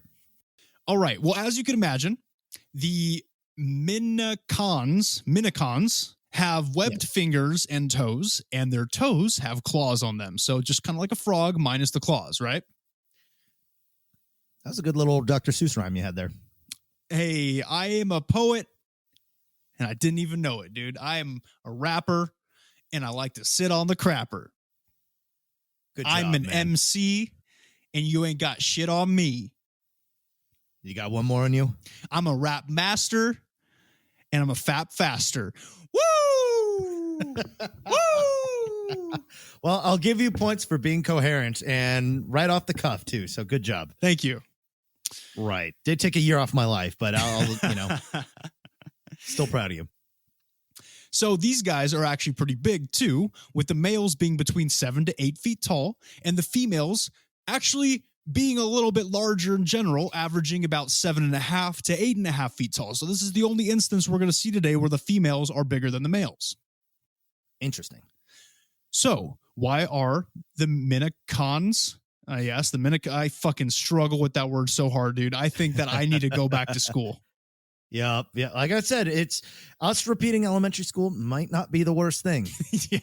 Sound it out, Nick. Sound it out. Yeah. We should just hire like second grade teachers to just be our we'll call them outline supervisors. Yeah, they'll hate it, man. It'll be awesome. Yep. Hey, with that Patreon, if we ever make the money, we can afford it someday. That'd be awesome. Personal tutors for the podcast. That's what we need. Yep. We're extra special. Just special little boys. So why are these frog beings in the Federation? Well, they are apparently great psychologists and masters of mind manipulation. And not only that, but they are also fairly well versed in scientific knowledge, as they are a very old species themselves and have scientific knowledge about the whole universe dating back over 15 million years ago, which is a huge asset to the Federation. Oh yeah, you gotta understand the mind, I guess. But honestly, dude, all I could picture when I was doing the research for this part was like a big ass bipedal frog giving me like a therapy session, right? Like, so I walk into the room because, I probably need therapy. Like, everybody listening to this would agree Nick would benefit from like a therapist. But if I ever joined the Federation and they're like, okay, first things first, go see the psychologist, right? I walk in, it's like Kermit the Frog in like a tweed suit, right? He's like, all right, so what seems to be the problem? And I'm like, well, my parents divorced at a really young age, and that kind of messed me. He's like, well, why don't you stop being a little bitch? I thought you were in the Federation for a reason, dude. Like, damn, Kermit. That is a galactic vibe check if I ever heard it. Dude, that's the biggest thing they're going to tell us when we first join. They're like, okay, first off, you guys, your third dimension problems no longer exist. Shut the fuck up. All right. We have bigger titties to lick here. We have dimensions at war, all kinds of shit, So the first thing they're going to tell us is to nut up or shut up. Yeah. Give us a big old slap on the balls, shove us down and spit on us. Huh? Yeah. Okay. Now moving on to the next species, or I should say Star Nation, we have the Pegasians. And I know it looks like Tasker. I know it looks like Pegasians. It's not. It's the Pegasians. So it's not deep-seated sexual desire related at all. No, it is the Pegasians. All right. You sick bastard. Now, I don't know if you would have even noticed if I didn't point it out. Maybe I'm the sick one. I don't know. Either way, I got a good giggle out of it. So the Pegasians joined the Galactic Federation 3.78 million years ago. And they hail from somewhere in the Pegasus constellation, although it isn't known from exactly which star system in the constellation. Now again, this is a star nation, so there are multiple species to cover in this one. There's 3 actually, to be exact. The first is a humanoid race that looks a lot like the Syrians, which is a race that we aren't going to really cover today, but it's something that we could do an intro in later. But they're extremely human-like with 3 major differences. The first being that they have blue or pure white skin. And I don't think the skin matters. Like, I don't think it means anything. It's just like you got a 50-50 shot of coming out either blue or white. As a rate, Just gonna say, you almost solved racism right there. Dude. Yeah, that's what this podcast is for, man. We're all inclusive. I've always said that. It always boggles my mind how often we tend to go to racial politics on here.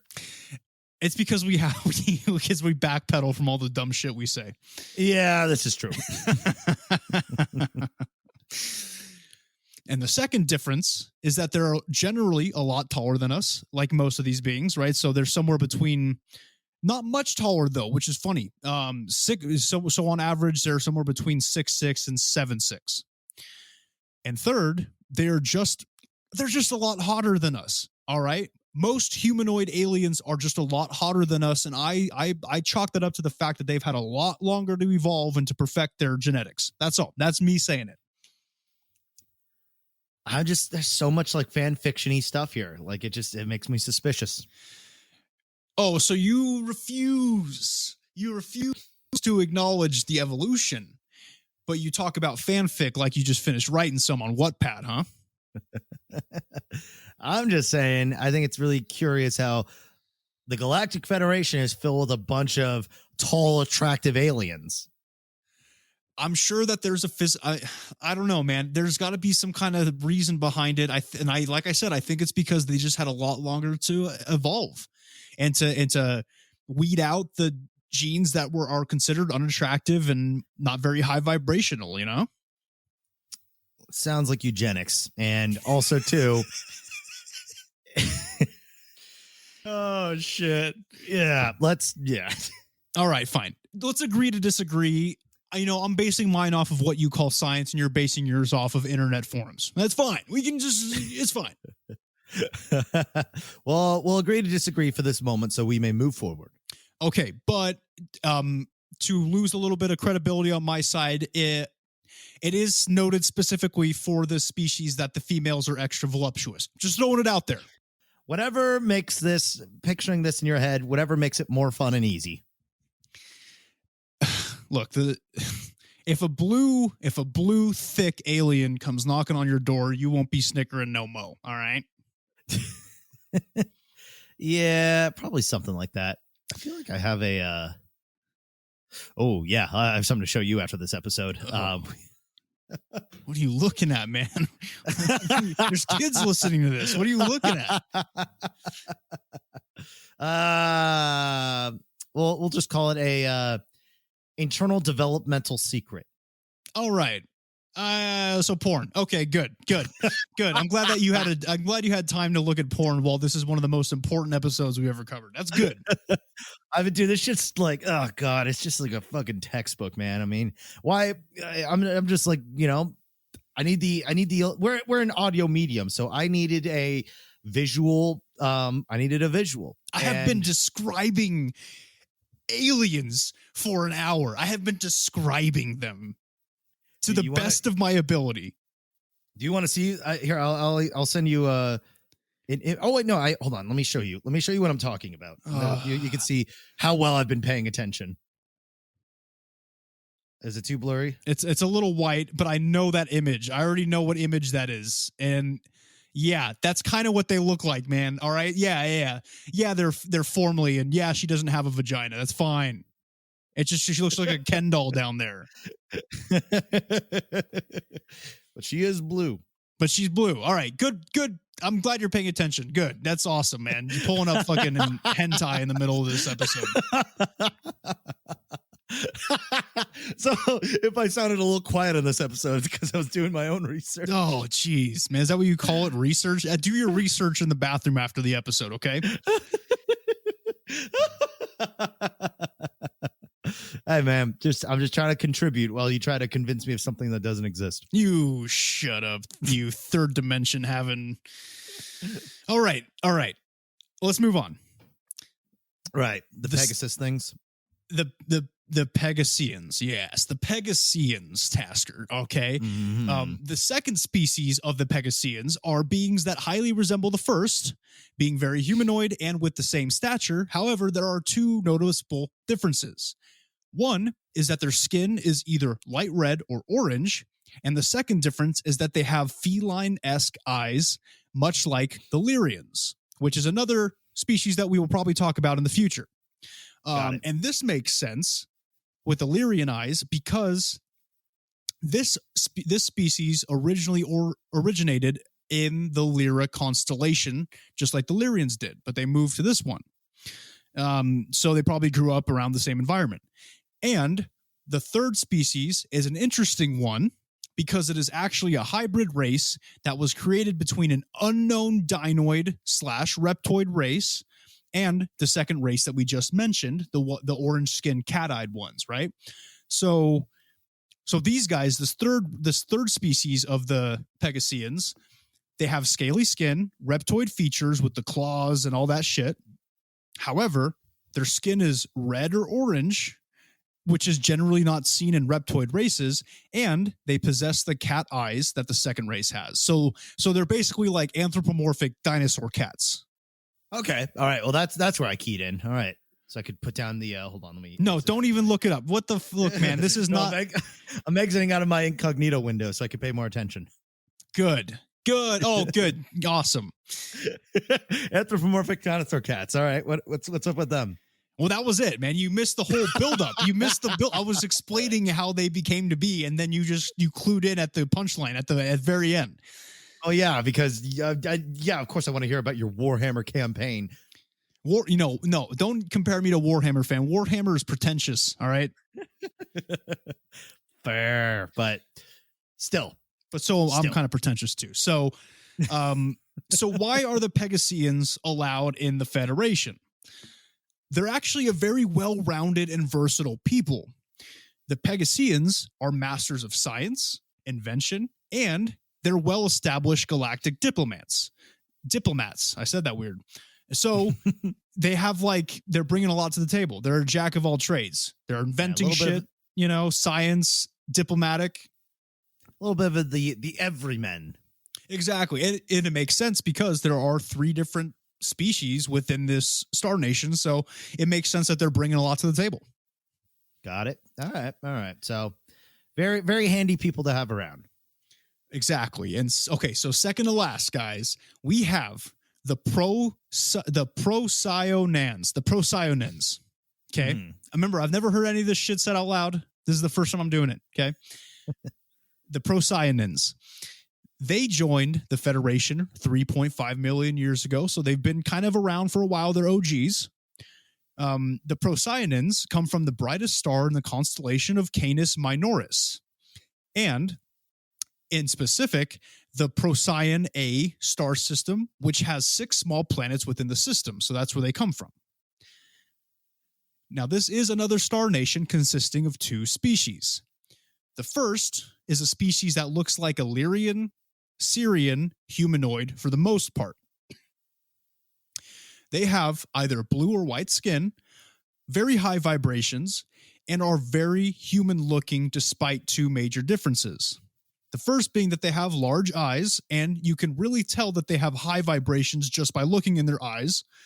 A lot of people say that their eyes are like almost mesmerizingly full of like love and benevolence, and they're like alive, right? Their eyes are just like, they're like, you look in there like, man, these guys are groovy. You know what I mean? Cool. Very, very welcoming look to them. Yes. And the second difference is that they are, of course, much taller than us on average, ranging from 6.5 feet to 7.5, with the females being slightly shorter, but still taller than us. And the second species is an interesting one. It's both amphiboid, right, and reptoid in nature. So they're reptoid in nature because they appear to look like a usual dinoid being, scaly skin, yellow or red eyes that can move independently of each other like a chameleon, thin lips, big mouth, muscular body, sharp claws with long fingers and tails, right? However, they're amphiboid as well because they are known to be able to live and thrive underwater as well as on land. Oh, they're just dinosaurs that can breathe underwater, basically. Yes. Pretty sweet, eh? Not a bad. Well, and also too, you wouldn't be able to tell like by seeing them unless they had like definite gills or something like that. So you pushing them, you try to drown them, not knowing what the hell they're doing, and they just swim away. And then, I don't know, probably counterattack or something. Counterattack. Attack on Titan. No, man, come on. That wasn't an opening. That wasn't like an invitation. You know what I mean? We were just riffing, and all of a sudden you brought up like some dumb like show, and it's just like, come on, man. We're talking about like real issues, real things happening, and you bring up a show that was made in like a sweatshop, hastily done show. The animation's terrible, and the voice acting, it doesn't even sound like real words, bro. I can't even understand what they're saying. Yeah, and you're gonna more closely believe the pony people with the big wieners. I kind of want to, like, I hope it's real. I'm sure you do. I'm sure every pony wants to believe that shit's real. See, now I'm off my groove because you brought up anime all of a sudden. Well, that's what you get for bringing up MLP. So you know what? We are at an impasse today. Yeah, but I didn't bring up MLP as like a fun thing. I wasn't like, oh man, that's such a good show. You know, I was making fun of the people that watch it. Because they're a bunch of degenerates who want to fuck horses. Right. Yeah. Are you sure it's not some Freudian anything going on under there? I don't know. I'm not a psychologist. Let me ask my frog buddy. Maybe he'll help me out. I don't know. I look forward to when we do finally get to meet our frog psychologist and we can see what's really wrong with us.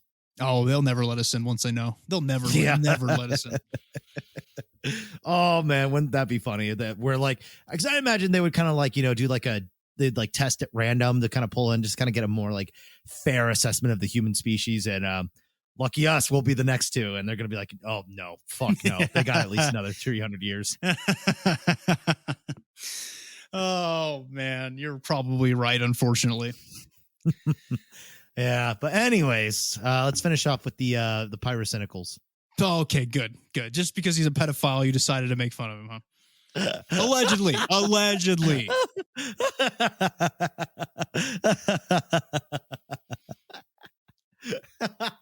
I was just saying because his name looks like, what is it? Pro Cyanines. Yeah, sure. Yeah. All right. So let's get into the reason why the Pro Cyanines are in the Federation. And that's due to their resilience and mastery of exploration. Basically, they have big balls and are not afraid to go where no being has gone before in this vast third dimension. They are also great scientists, but not as good as some of the others that we previously mentioned. It's kind of like a bonus, right? So their main thing is exploration, but they're kind of good scientists. I see. Do they got a big old ding dong between their legs to match the balls, or? Well, the humanoid ones, I'd say yes. Again, we have like a mix between an amphibian and a reptile for the other one. So I would say kind of small. I'm going to say kind of small for those guys. They didn't get lucky. Got it. But I bet those vaginas are tight, though. We should have just slammed through this whole episode like one big fanfic. That's what you already think it is anyway. So like you can just, just add in. Yeah, it's gross, man. Come on. This is science. This is real science, and you're muddying it up with your clear horniness.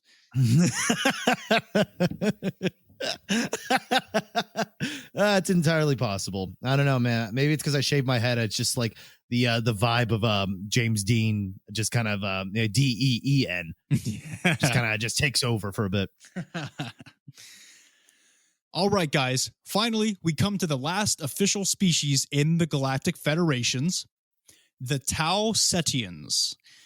So the Tau Setians joined the Federation just about 2.5 million years ago. And they come from the closest star to the Earth in the constellation of Cetus. Now, this is another star nation with two beings. And let me just say that the second being is so badass looking, all right? It's awesome. Can't wait to get to it. The first species is another humanoid known as Galactic Humanoids. They look a lot like us, just like the other ones do, with noticeable differences. They can have 3 different skin colors: brown or light copper in color, green or red. The brown skin humanoids can have light copper, black or orange hair, and their eye color ranges from different kinds of greens, blues, browns, and grays.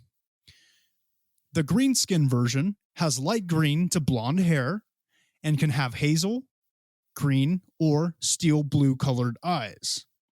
And finally, the red skin type has red or orange colored hair, and their eyes are usually either just brown or dark blue. So, really, the only differences between the humanoids and there is purely cosmetic, right? They are the same species. It's just a matter of color. But so it's important to note that this is all. So what I'm about to say is the same for all 3 of the types. Okay, so they look a lot like us. They're again very, very tall, both males and females, ranging from 7 feet to 8.5 feet tall. And of course, there is a side note here saying that the females are thick, and which seems to be a reoccurring theme. Of course, it's a reoccurring thing because this is written by basement dwellers.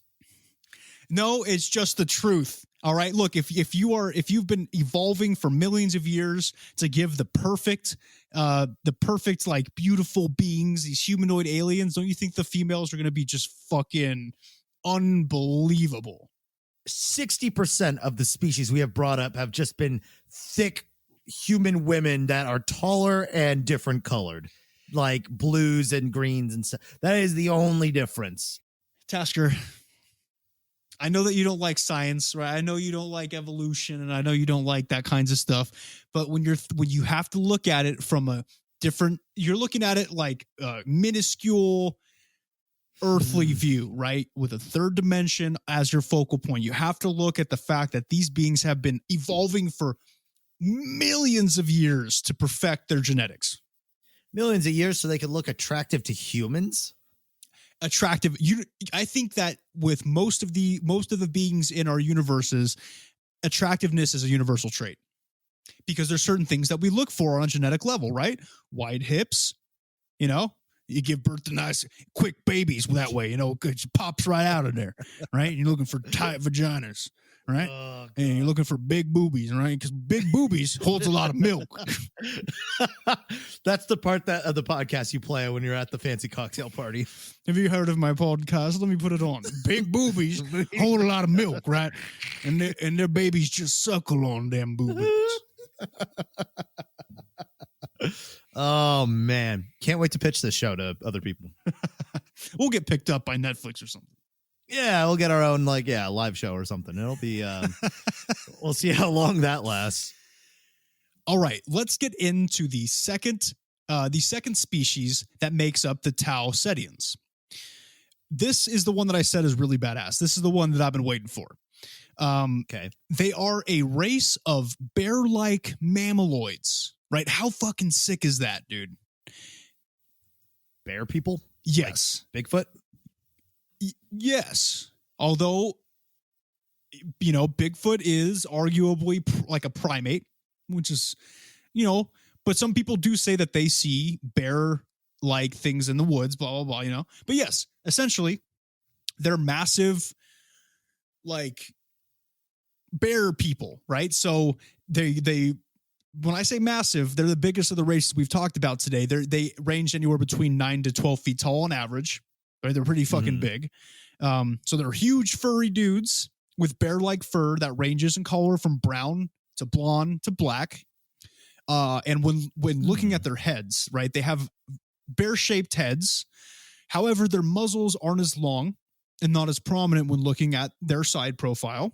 And something interesting of note here, though, is that their teeth aren't what you expect when talking about bears, because when we think of bears, we think razor sharp cone-shaped teeth, perfect for like eating salmon and shit. Right.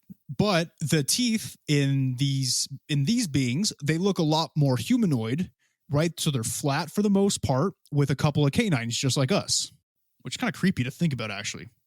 Picture a giant 12-foot bear humanoid smiling at you with human teeth. Yeah, don't like that. That's like that one. Did you ever see the post where somebody they had a dream that they were like in like a fish tank or something? There was like their fish was like floating. No, they were in like a dark black space, and then they saw a floating fish, and the fish spoke to them. The fish had a full like set of like human teeth and said, "Hey, you better wake up before you forget how to." What? That's creepy, man. Fuck that, dude. Fish are dumb and stupid. Yeah.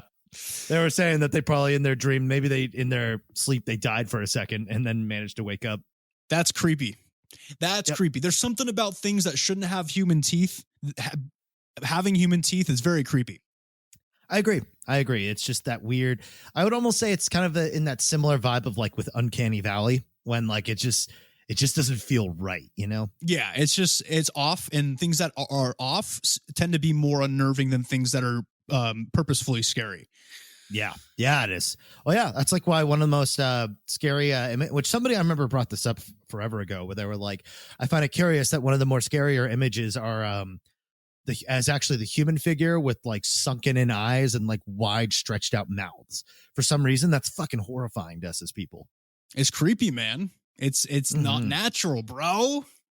Yeah, it's almost like the like you said, the like monstrosities are one thing, but seeing a mutation of ourselves is weirdly scarier, and that's a really interesting thing to think about.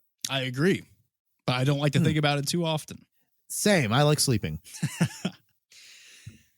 All right, so these bear-like mammaloids are of course bipedal, right? So they're walking on two legs and they're really bulky. They're muscular. They have 5 fingers, 5 toes, which are pretty stubby compared to a lot of the other beings that we talked about today that have those long, thin fingers. So basically, I want you to imagine Bear in the Big Blue House, right? If he was in charge of our safety and didn't like creepily smell us through his TV screen as children. You know what I mean? Like if he didn't do that. I remember. Like he's like, take your socks off, And that's why you didn't get the job to be the new Bear in the Big Blue House. Yeah, he fucked it up. Yep. Tragic. So the Tau Setians are most well known for their technological advancements, and that is why they were accepted into the Federation. And they are known to make the most advanced ships in the Galactic Federation's exploration fleets, capable of traveling for what seems like infinity.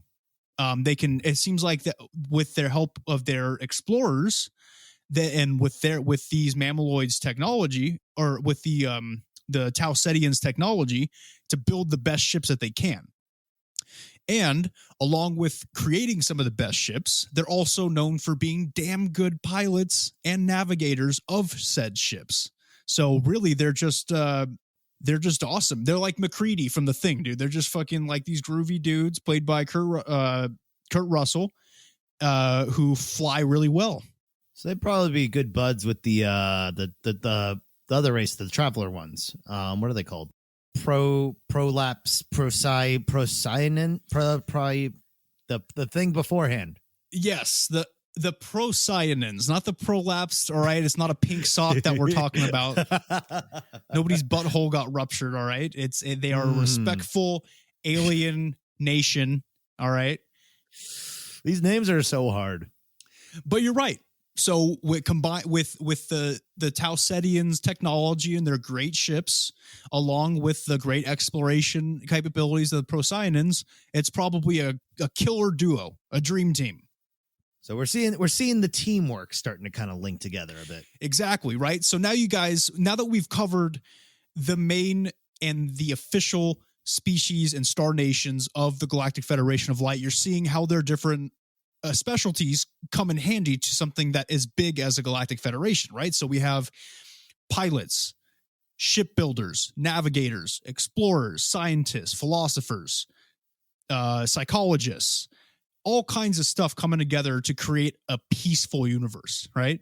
And that's why they're taking the best of the best. And just keep in mind, remember, all these guys, all these species have super high vibrations, and that's a prerequisite. That's a given. You have to have that to get in, right? But all these cool skills coming together and seeing this teamwork for the Galactic Federation is awesome. And good to know that they're all bangable too, apparently. Hey, I didn't say all of them were. Unless you're into bears, frogs, and horses, you go right ahead. All right? You go right ahead. I'm sure to each other they're super attractive, right?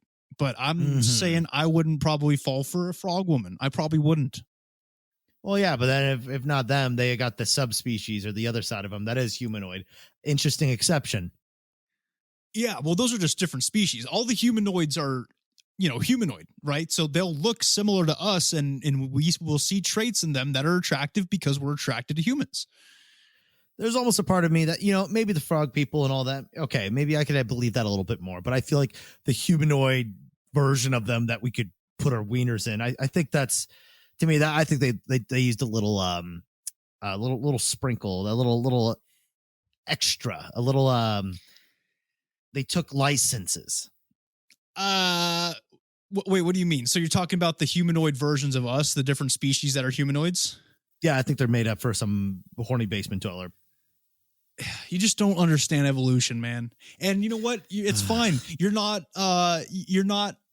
Charles Darwin. None of us are, right? I get it. No. And you're lost and confused in the world and the universe and how universal evolution works to gain attraction and breed and man, just what do you think humans are going to look like in 3 million years? Even 3 million years, we're going to look like banging, dude. We're going to look like just like the other humanoids we were talking about because, trying to get banged. We're trying to breed. I suppose, but can't say for certain. I just know that I got the official furrowed brow stamp on this one. That's all right. Well, I'll tell you what. Do you want to ask one last time about cocks for the bears? Cool. But how big is their cocks? Massive. They have giant furry bear dicks. Okay. See, that's what I'm talking about. Now we're ending on a strong note. Yeah, and although I will end us on a weak note because we were talking about all these skills from these different species coming together to benefit the universe in the third dimension. Where are the humans? Where are the humans? Some people out there must be asking and must be narcissistic enough to say, where are we? Why aren't we being represented in the Galactic Federation? Right? Well, we've been over it briefly, guys. Like we know, why we're not in the Galactic Federation. Vibrations are real low. People say shit like Tasker, where they think that it's all fanfic and it's not real. And you think that they're paying attention to that shit? Probably. There's no faith. There's no faith in the Galactic Federation. Zero. We kill each other over fuel that we could have stopped using 40 or 50 years ago, aka oil. We kill ourselves over religions. Hey man, I'm all for spirituality. But when we start killing over it, except for the Crusades, that was fine. Because it was righteous, huh? Because we were taking back the Holy Land. Other than that, it's not right. Okay. All kinds of reasons, guys, why the humans aren't in there. We're going to get a little bit more into it next time. But I did want to leave you with one thing, a little glimmer of hope. We are kind of in the Galactic Federation. And what I mean by this, of course, is Starseeds. Now, we did an episode on Starseeds. It was pretty jovial in nature, but Starseeds are created by these different species planted on Earth in order to help us get there as humans, like in a human body, in a human vessel, right? So if you count that, we're kind of in the Galactic Federation, or at least we have contact with them.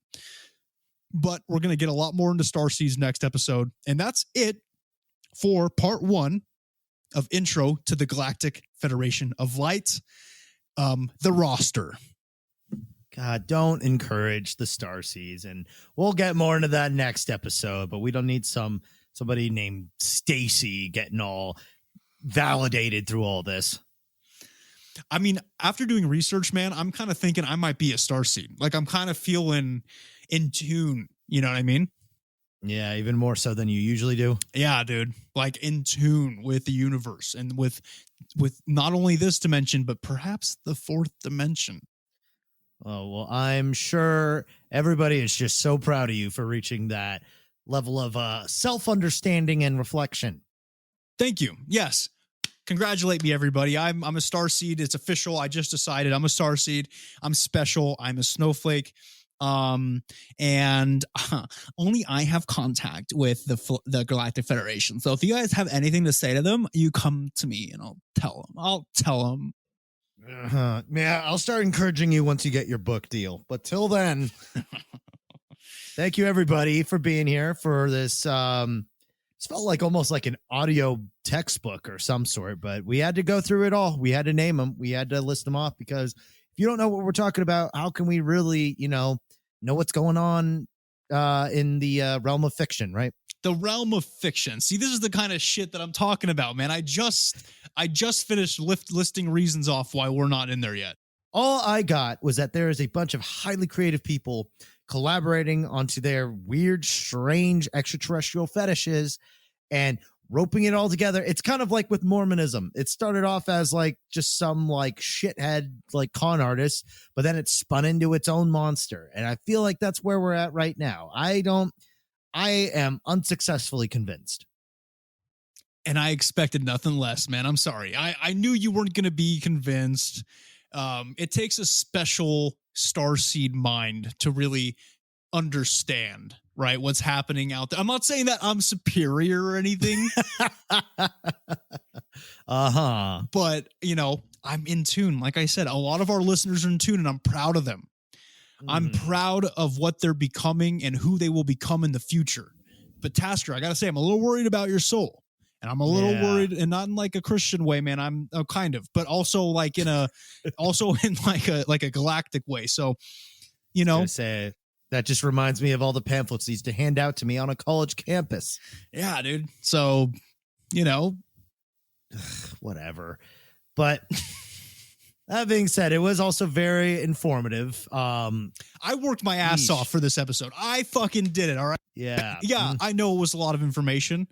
You don't think I knew that? Dude, my brain hurts. Okay. Yeah, but like you said, it was necessary. And I know you've been itching to get this off of your chest, which is great. And hopefully this one will stay on YouTube, because I think we both know who reported that YouTube video. Because, we could say it was algorithm and all that stuff, but anybody can access this. So who's to say Count Chocula himself finally is taking that step forward to be like, I need to start taking them down one by one. I was thinking the same thing. I think he's behind this. In fact, I almost know he's behind this. And I think the reason he chose that episode in particular was because he was also involved with Epstein. So yeah, if Clinton starts getting taken down for it, guess who's next in line to get taken down for it? it's one big web, and when the broom starts getting close to it, that's when they unite. That's when it just affects all of them at once. So I think, when we say we flew a little close to the sun, we don't think it was just because of the government. I think something a little bit more sinister is at work here. Yeah, but we'll never let Count Chocula silence us. We've gone this far. We'll continue. And if he wants to take down some more YouTube videos, go for it, dude. Then, boom. Then what are we? We're regular-ass YouTubers. You know how many YouTubers get strikes and shit? A lot of them, all right? So, Count Chocula, if you think that you're hurting us, try something else, buddy, all right? I just dare you. Yep, we're getting stronger each time, just like the Hydra. Cut off one head, two will grow in its place. The same thing about our genitalia, but please don't try it. Thank you all for listening. Mine does that. Yeah, it's a curious thing to watch. It's one of the marvels of the world for sure. But if you are listening on iTunes, if you could 5-star rate and review us, that would be super, super helpful. Help us get our little average up. And it would be just super cool. And if you could leave like a little review, that'd be sweet as well. If you're on Spotify, you can click the follow button, get new episodes every single Wednesday, get notified of them if you so choose. Instagram is at CEOTPK, YouTube are Close Encounters of the Podcast Kind. Can't guarantee our episodes will all be on there anymore. Twitter is at CEOTPK1, our Facebook, Close Encounters of the Podcast Kind, where you can find all of these links and the below ones I'm about to name off, which is our email, ceotpk1@gmail.com. Discord, discord.gg/lowercase b, number 6, capital T, capital, fuck, just go to Facebook. The link will be there. Coffee is ko/fi.com/CEOTPK. And yeah, thank you all for listening and making it this far. Yeah, guys, I know it was a heavy information episode, but I needed to do it. We got to talk about the Galactic Federation, so thank you. Also, want to say thank you, guys. We're getting a lot of diverse listening platforms out there. We're starting to see a rise in like all kinds of different websites out there. So thank you wherever you're listening to us. We appreciate it. You guys kick ass. I think actually, absolutely. And I think at this point, not at the point of us recording it, but by the time you're listening to this right now, I think we will have very much likely have surpassed 5,000 listens. So thank you, everybody. I know it's like, listening to podcasts is kind of it's a commitment. I mean, this isn't our mixtape or anything like that. I know these episodes can get pretty lengthy, but we're glad that you stuck through. We're glad that you can be around to enjoy listening as much as we enjoy making them. Yeah. So thank you, guys. Love all of you. And look, whether you think that the Galactic Federation and all these hot alien chicks are fanfic, or if it's just a matter of evolution, the truth is out there. If I win the lottery, Pleiadian hentai will be coming to a Pornhub near you. It's not.